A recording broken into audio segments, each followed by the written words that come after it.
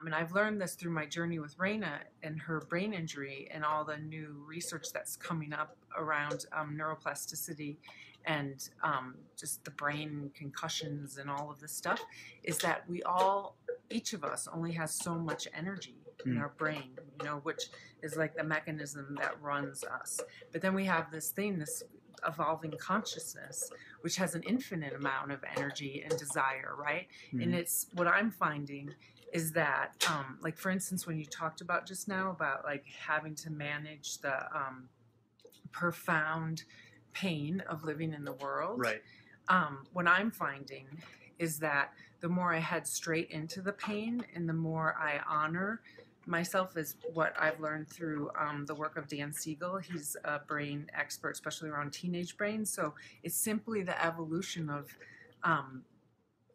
life in the form of the human organism, right? So consciousness, for instance, like coming into like having any awareness around love, not love, but that we could actually choose our actions, right? I mean, that's a huge thing, and it's very, very new for the human species. And so we're in this situation where we're evolving, like, well, so rapidly in terms of our consciousness, people like us who have to digest the world, right? You actually have to feel the pain of it. You have to completely let your heart break. Or this is what I found that's allowed me to do this work with 7 billion.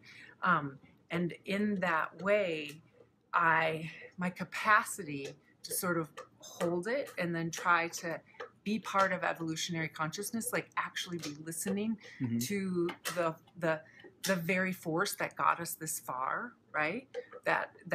And we know, like, if you look at all the evolutionary cycles that have happened, this is the 6th, and we're in like an accelerated pace of the 6th mass extinction. I mean, this is fucking, like, it is happening. Human beings are going extinct in 200 to 500 years, and there's absolutely nothing we can do about it except that part of you and me that is willing to grow and willing to evolve and willing to face the pain and not resist it, but digest it and really understand what does it mean to be an evolving consciousness. We have a 5% potential to participate in the evolution of Homo sapiens. I mean, it's incredible, and we know that. It's incredible. Yeah. And yet the history of violence, which is just what it's taken.